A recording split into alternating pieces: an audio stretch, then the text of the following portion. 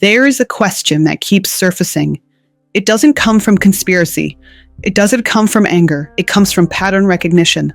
Why have Africans and African Americans remained so disconnected when unity would clearly benefit both? Not emotionally, not symbolically, materially, politically, economically, psychologically. And why historically did every serious attempt at that unity trigger surveillance, disruption, or discrediting? That's not intuition. That's documented behavior. So today, we are not speculating. We're not generalizing about people. We're following paper. And just to be clear, before anyone tightens up, we're not saying all Europeans. We're not saying all Americans. We're not saying every immigrant experience. This is about government behavior, states, agencies, policy logic, the same way we analyze any empire. Exactly. Governments don't move on feelings. They move on risk management. And historically, Black international unity was categorized as a risk, not because it was violent, but because it was uncontrollable. Clarification. A coalition is defined as a threat when it crosses borders, bypasses existing power hierarchies, increases bargaining leverage, and reduces narrative dependence. This assessment is consistent across historical empires. Which brings us to the first lie that has to be dismantled. There was never one memo that said, keep Africans and African Americans separate. That's not how power works. Instead, there was something more effective, a system. Let's ground this. In the 1950s to 1970s, the U.S. government formally documented concern over what it called Black internationalism. That phrase appears repeatedly across agencies. The FBI's COINTELPRO explicitly targeted Pan-African organizers, Black leaders with foreign ties, international conferences linking U.S. Blacks with African movements. Not speculation, not inference, direct language. And that wasn't just monitoring.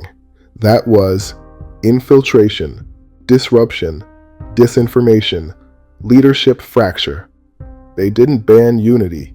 They made it exhausting. At the same time, the CIA ran Operation Chaos. Despite being legally barred from domestic spying, they tracked diaspora networks, African leaders engaging U.S. Black activists, transnational political communication. Why? Because coalition blurred a dangerous line. Domestic grievance became international accountability. System note: when grievances internationalize, they exit local containment frameworks. This increases institutional exposure. Now, add one more layer: immigration. Post-1965, African immigrants were filtered largely through education, professional credentials, political vetting. This wasn't about kindness. It created contrast. Africans were framed as disciplined, grateful, upwardly mobile. African Americans were framed as dysfunctional, angry, culturally deficient. Same system, different positioning. Which is wild, because the message was never spoken out loud. It was implied. If you want access, don't align. That's not culture. That's conditioning. And here's where Africa enters the narrative warfare. Africa was portrayed publicly as dirty, unstable, hopeless, while privately treated as strategically vital, resource-rich, worth competing over. Europeans and Asians did not believe the myth. Their investments prove it. The myth wasn't for them, it was for you. Contradiction identified. A region described as worthless is simultaneously treated as geopolitically critical. This indicates narrative manipulation rather than factual assessment. If Africa is framed as shameful, then reconnection feels foolish. If African Americans are framed as dangerous, then proximity feels risky. And if unity never forms, no coalition, no leverage, no renegotiation. So no, this isn't paranoia, it's pattern. And in the next act, we're going to open the documents themselves. Not interpretations, not commentary, language, dates, agencies.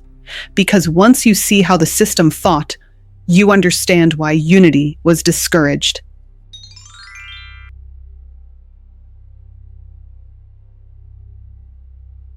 If something feels real across generations, the first place to look is not rumor, it's paperwork. Governments document their fears. They codify their priorities. They leave a trail. So in this act, we're doing something very specific. We're not asking what people felt. We're asking what agencies wrote, approved, and funded. And just to reset expectations, this is not a dramatic reading of conspiracy. This is a guided walk through declassified files. No exaggeration needed. The language speaks for itself. Let's start with the FBI. Between 1956 and 1971, the FBI ran a program called COINTELPRO. One of its stated objectives, in writing, was to prevent the rise of a Black Messiah who could unify and electrify the movement. That sentence is not interpretation. It appears in FBI documentation. Unity was the threat, not crime, not violence, alignment. And that's the part people skip over. They hear counterintelligence and assume bombs or weapons.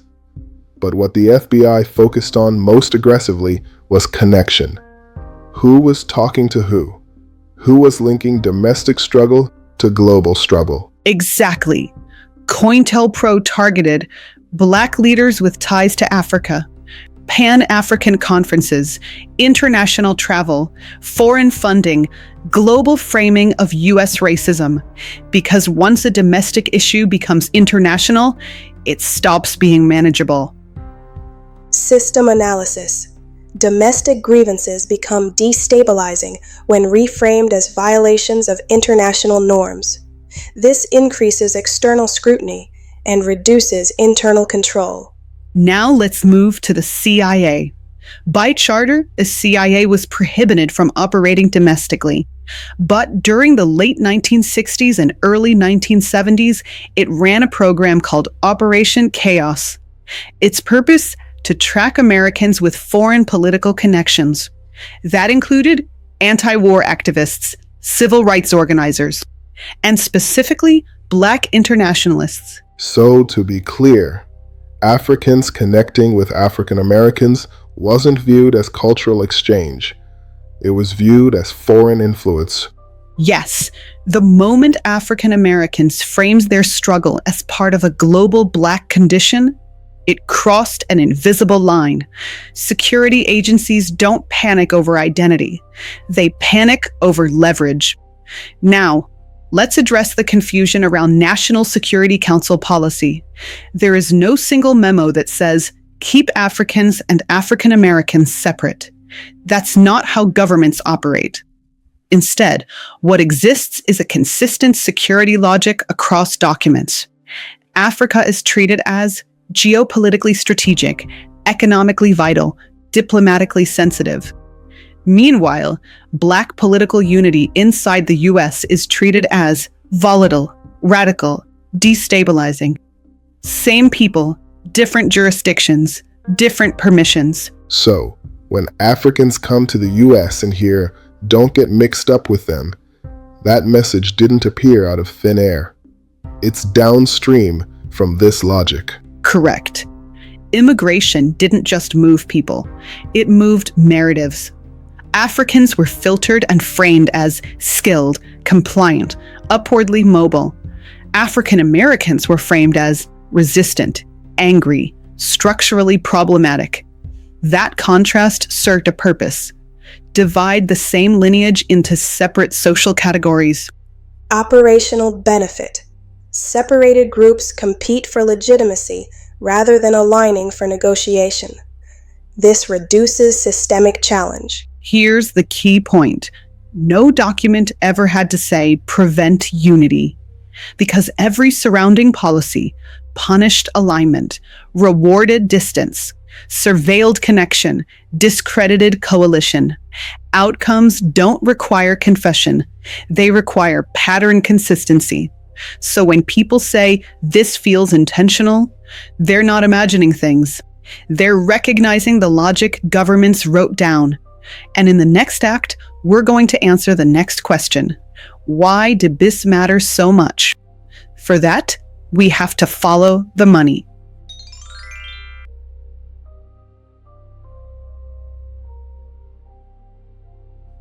Up to this point, we've talked about security logic. Now we talk about money. Because governments don't invest decades of surveillance, narrative control, and disruption for symbolism. They do it to protect material interests. And Africa has always been material. Which already exposes the lie, because you don't guard something you think is worthless. Exactly. So let's say it plainly. Africa has been described publicly as poor, chaotic, dirty, incapable, while being treated privately as indispensable, resource-dense, strategically irreplaceable. That contradiction is not accidental.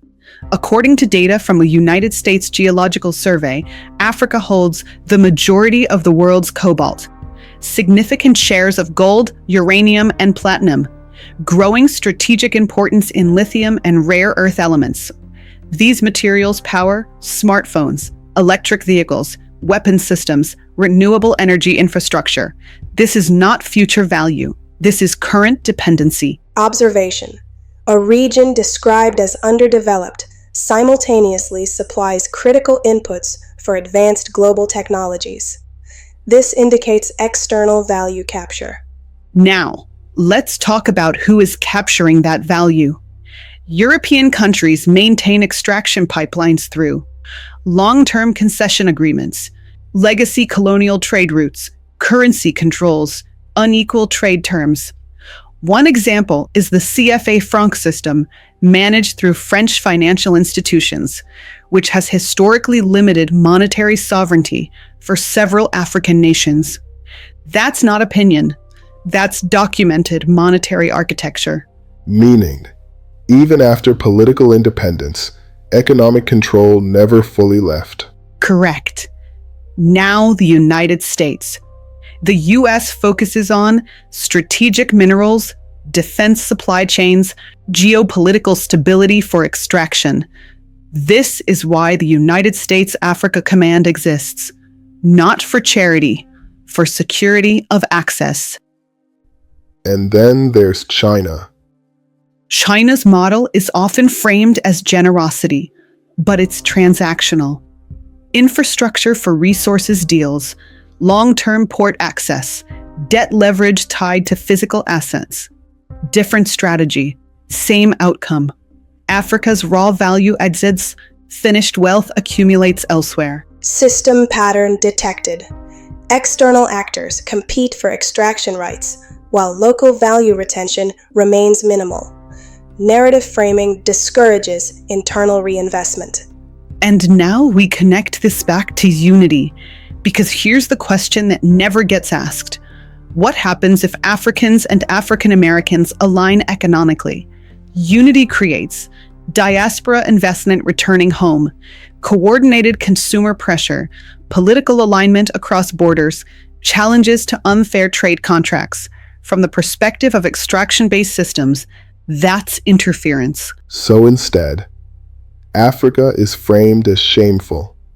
African Americans are framed as dysfunctional, and the people who could disrupt the system are discouraged from trusting each other. Exactly. The narrative does the quiet work. If Africa is seen as unsafe, corrupt, backwards, then diaspora capital stays in Western banks. If African Americans are seen as angry, unreliable, dangerous, then coalition feels risky. No memo required. The economics enforce the separation. Conclusion. Narrative degradation functions as a cost-effective substitute for force. So when we ask why unity was discouraged, the answer isn't emotional. It's financial. And in the next act, we're going to ask the final uncomfortable question. Who benefited from this separation, and how?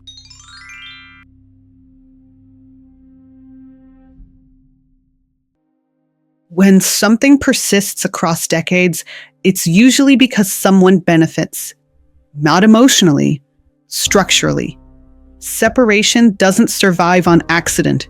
It survives because it pays. And this is where people get uncomfortable, because naming beneficiaries feels like accusation. But this isn't about villains. It's about incentives. Let's start with the most basic advantage: negotiation asymmetry. Separated groups negotiate as minorities, individual nations, isolated communities. Aligned groups negotiate as blocs, coalitions, coordinated interests. Governments and corporations prefer the first. It's simpler, it's quieter, it's cheaper. Finding: fragmentation reduces bargaining power by increasing internal competition and decreasing collective leverage. Now let's look at economic benefit.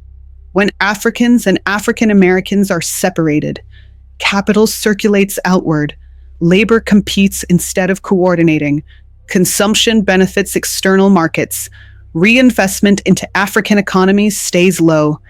This maintains extraction pipelines without resistance. So, the system doesn't have to stop people from caring. It just has to make unity feel impractical.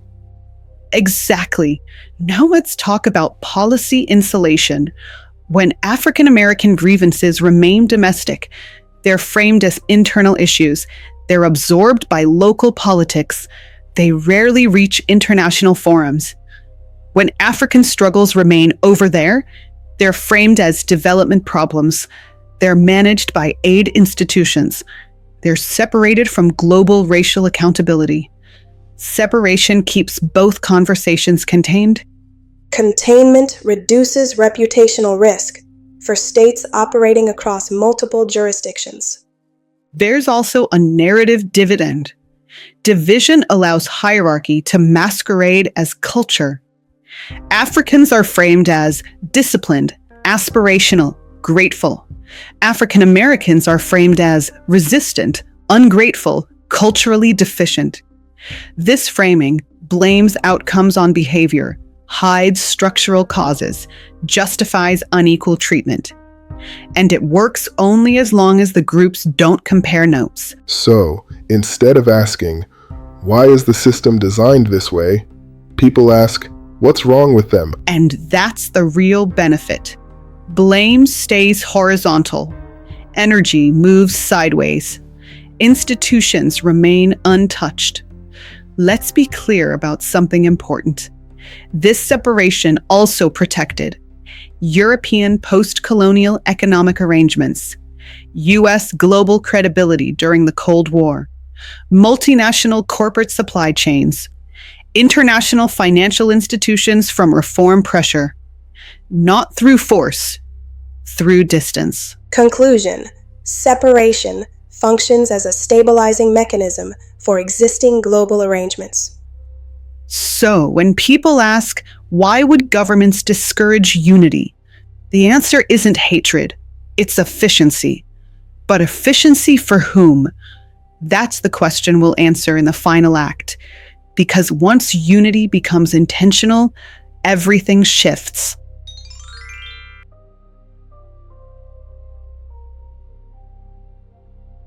At this point, the question isn't whether separation existed. The record answers that. The real question is, what changes when unity becomes intentional?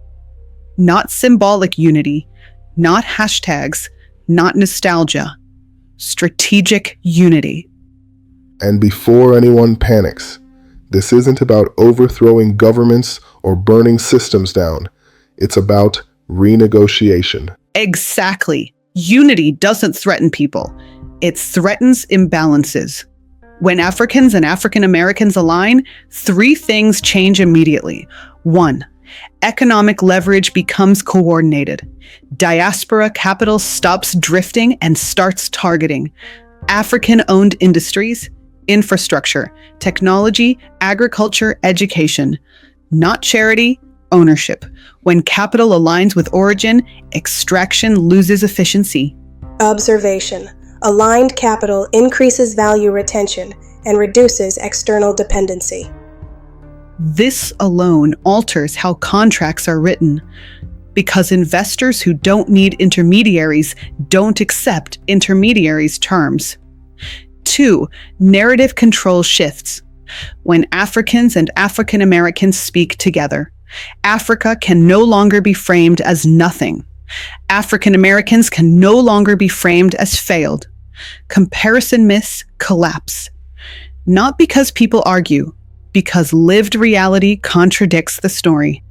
It gets harder to sell a lie when the people it's about are standing next to each other. Exactly. Silence maintained the myth. Visibility breaks it. 3. Political pressure scales up. Separated, grievances stay local. Aligned, they become international, reputational, economic. Governments respond faster to pressure that crosses borders. Not because they're moral, because they're accountable. System note. Internationalized accountability reduces institutional insulation. This is why unity was discouraged. Not because it was dangerous, because it was effective. Now, let's be clear about what unity is not. It is not erasing differences, ignoring historical harm between groups, pretending pain didn't exist, romanticizing the past. Unity without honesty collapses. This version is honest. And it's slower, but it lasts. Systems that benefited from separation didn't fall because people yelled. They fell when people understood the structure, aligned interests, and stopped doing the work of division for free. Final assessment. Coalition is not instability. Coalition is recalibration. So when people ask, why does this conversation make institutions uncomfortable? The answer is simple. Because once you see the system, you can choose differently. And choice is the one thing power can't automate.